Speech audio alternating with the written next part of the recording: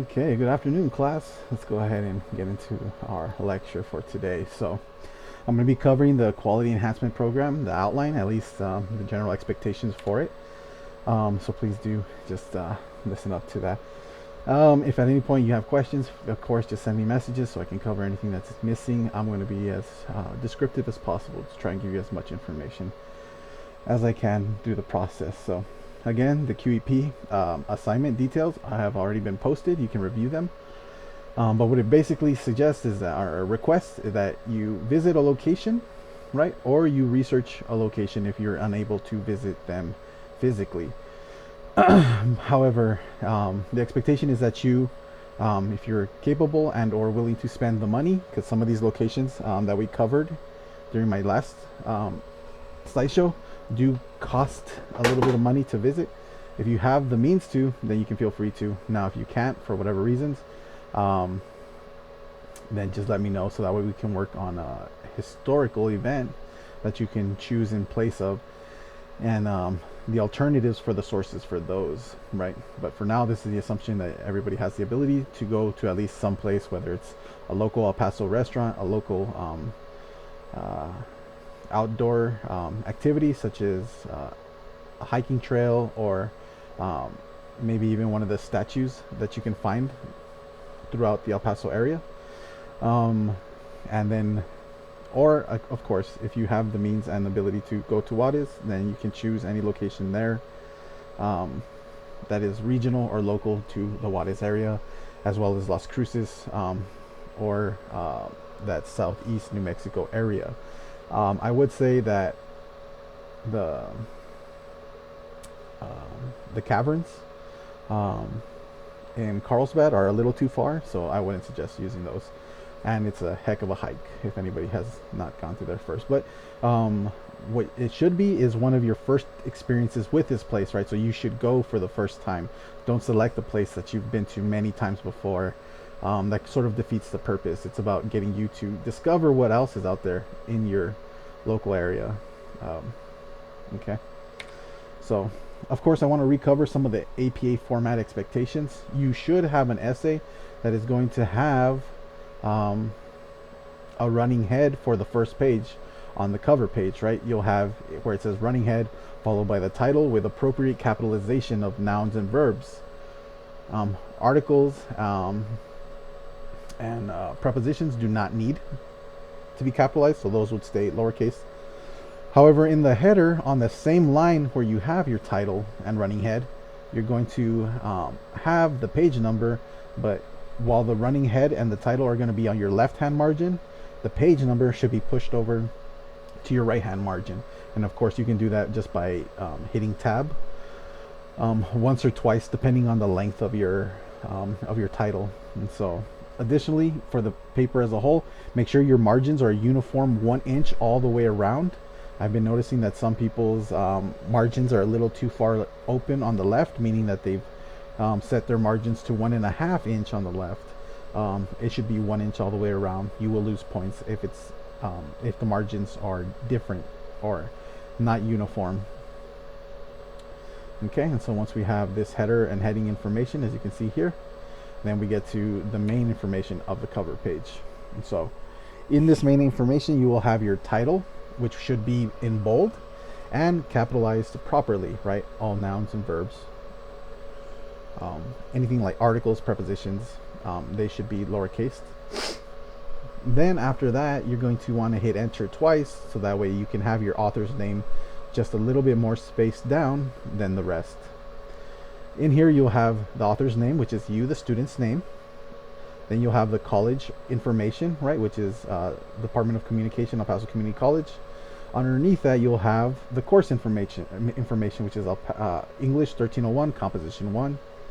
And underneath that, you'll have my name, your instructor's name, right, Ricardo Tinajero. And then underneath that, you'll have the due date, which is going to be for this essay, November 11th, 2022. And so optionally, you may also include an author's note at the bottom of the page, which will either have a brief summary, a 1 to 2 sentence summary of your essay, or you can put your sources that you've chosen to use for this, or any keywords that are important to this essay that you feel are important for this essay. Now, when we get to the essay itself, there's the intro is going to change a little bit. However, the fundamentals or the APA formatting is going to be the same. You're still on your second page, you still have to have your title in the header and the page number in that header as well. The title left align, the page number right align, so that way you'll have a continuation of that, except it shouldn't have the running head part that we saw in the cover page. Underneath that, as soon as you click on the blank page underneath, you're going to be at the top of the essay, and that's where you're going to start your essay. Some people have been spacing it down and starting halfway down on their second page. That's incorrect. You will lose points for awkward spacing. So at the top of that page, right underneath the header, you're going to have your level 1 and then followed by your level 2 headings, which are, again, it's going to be the level 1 is the title of your essay, bold and centered, and then the level 2 is going to be the title of the paragraph or the name of that paragraph, and it's going to be bold and left aligned, right? So we have covered this before, but I'm not seeing everybody using them, and so you're losing, those who do not are going to lose points, and each one counts as an error. If you don't have your level 1, that's points off. If you don't have your level 2, that's additional points off. So please make sure you're including your level 1 and level 2 headings going forward. Okay. Underneath that, when you get into the actual body of the essay, you need to have the same things as always that are in your introduction: a hook, a background, and a thesis. Now, the only thing that's going to be different is the thesis, or the hook, works the same. It's going to bring your reader in. You can do that by asking a question, write the interrogative, or you can present some information or statistic that's going to bring them into the essay. Here I have a brief hook and example. I'll upload the full sample essay online as well, so you should be able to find it as soon as this is published. This lecture is published as well. Okay, so the only thing that's going to change is when you move from the hook to the background information. The background information is going to be a little bit more dense, because in this case you should be summarizing your experience at the location, right? You can talk about how much time it took you to get there, kind of like any people that were with you on this trip, or what led you to this location, right? In my example, I talk about how I just got out of teaching a class at in Sunland Park, and while I passed it several times in the past, I finally decided to stop into Rose's Cantina and have some food and a drink, right? So I talk about that experience, but I ultimately switch from the bar itself to the area. When I step outside the bar, I can see the Badlands of New Mexico, the desert land. You can see the mountains in the background, and then you're just a quarter mile away from the Rio Grande itself, which unfortunately doesn't have a lot of water in it anymore these days, but it does kind of take you back to this place in time where this land was the same and looked the same to those who have come before, right? Even before the river was dammed up and all the water drained out, pretty much, it still has that same sort of Wild West feel about it. So that's what I talk about in my background. I give my general experience and the things that I like the most about this trip. But then I get to my thesis, which is, again, a single sentence that's going to cover the main points or the articles that I'm going to be addressing, right? In this case, I'm going to talk about the interview with the owner, the review or the impression left by a patron or someone who visited it, and lastly, the inspiration that it still leaves for people today. Right, so that's my thesis pretty much. Then when we get to the body of the text, you're going to have your same parts. Your level 2 header is going to be bold and left aligned, right? This is going to be the name of this paragraph, my body 1 paragraph, which is an interview with the owner. Then I'm going to have my essay. It's going to start. I'm going to indent the first line, just like all my paragraphs should always be indented. And it's going to be a topic sentence, which is going to establish what we're focusing on. In this case, the example I give is: in an interview on YouTube, the now owner of Rose's Cantina is able to discuss the cultural significance of her bar. Right, that's what this is going to focus on. Then you're going to be required to use a quote or paraphrase. Now, we haven't covered paraphrase so much, so I'm going to include a little bit of a discussion about it. What it is basically is a paraphrase is a summary of the source, either one line, multiple lines, or an entire couple paragraphs that you're going to summarize into its key points, or focus them here, and you're going to use one or the other. You shouldn't use both, right? A quote is taking word for word what the author is saying, where a paraphrase is going to take some of what the author is saying, but it's going to be interpreted through your own words, right? And you shouldn't be using patches, meaning taking some words from the source and then some of your own words. That's a mixed paraphrase. It needs to be all in your own words, right? You just need to take the idea they're presenting and put it there. So in this case, I use a paraphrase. It says, Patricia Teles notes, people come from all over the world to visit Rosa's Cantina. This is from a YouTube channel, American Decay, The Modern Frontiersman, that was published in 2020, right? So I put my in-text citation there. And then I get into analysis, right, which is going to say why this quote is important. And so I say, it is no wonder why people would travel from so far to visit Rosa's Cantina. With the lyrics of the song El Paso hanging on the wall, people who still imagine what life is like in the Wild West can come visit Rosa's to get a taste of that life. Or fortunately, the beer comes in sealed kegs now and are sterilized, but the original wood bar and adobe exterior have remained largely unchanged. So I'm talking about how it is modern in the fact that you do get modern food and modern beverages, rather than old wooden cork sealed barrels, right? Things like that. And so I'm talking about how it has that historic relevance, but it still attracts people because it has this sort of old Wild West feel to it, from the adobe exterior and the interior bar design and all that stuff.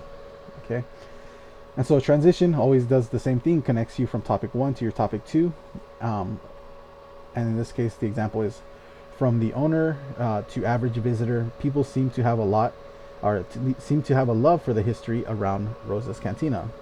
And you'll see my level 2 heading for the body paragraph 2 is exceeding expectations and Southern hospitality. So you pretty much do the same for all your body paragraphs. From there, I would go on to talk about in body paragraph 2 the review, all right, which was left by a reviewer named Avalis, and I refer to them. I use a paraphrase, pretty much summarizing his entire review, and talking about how there's this down-to-earth, really humble and friendly nature to those who are behind those who work in the bar, right? So it's remains pretty humble, even though it has this sort of legend and mystique around it.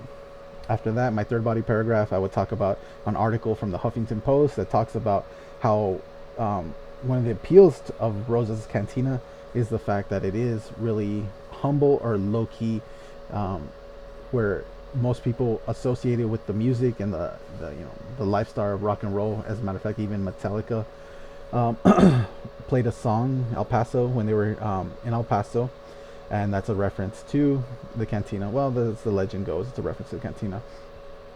And so even though they have this sort of this legend of the music around them, what you'll find when you get there is just a bunch of people that are down to earth, willing to serve you, and just they don't do anything flashy, right? It remains humble and very very welcoming, and so that would be kind of like my third body paragraph. You don't need a transition from there, but when you are done, you'll move to your conclusion. And this conclusion is going to have two parts to it. As always, you're going to restate your thesis, which I'm going to talk about the cultural significance again, as well as sort of the impression it's left on its visitors, and sort of that down-to-earth nature behind the people who work there at Rosa's Cantina. So that's me restating my thesis, and then I get into the significance. Unlike your other essays, your significance is going to work in two parts. One, it should say why you recommend this place. It should say, because of these things, Rosa's Cantina is a must visit. Now, if it's not a place you're going to want to recommend, and you've known that right off the bat, then maybe it's time to switch to another location, right? If you have the time to go, because ultimately you want to argue why people need to visit this place, and that's what your significance is going to say. I recommend people visit this so that they can get in touch with the history and the roots of what life was like in the olden days. Even though this was established well after the Wild West, the feel of it and the area still bring you back to an area where the West was wild, etc. And so the second part is a suggestion to your reader, right? To say you should visit this place. And I do that by issuing a challenge, right? I say I challenge you to stop by if you're 21, enjoy a drink, and try not to imagine what life was like in the Wild West with this cantina, because that's what it does. It takes you back to a time long past, through legend and lore, as well as the music history around it. And that's what makes this place worth visiting, right? That's my challenge. That's how I would frame it, and that's ultimately the conclusion. Now, there's still one page left. That's your reference page, right? It should say references, because you're going to be required to have 3 references in alphabetical order. You'll see that I have American Decay, which is the name of the YouTube channel that I'm referencing the information from. And then I'll have Avalos. So they both start with A, but AM comes before AV, and therefore I have put them in alphabetical order. Again, using the same information, right? The name of the author or the source that I'm giving credit to, the year of its publication, the name of that article, is publisher or larger group that's putting that information. The first one is YouTube, the second one is Google, and then the link retrieved from, followed by a link. Lastly, I do have the article by the Huffington Post, and I've included the author.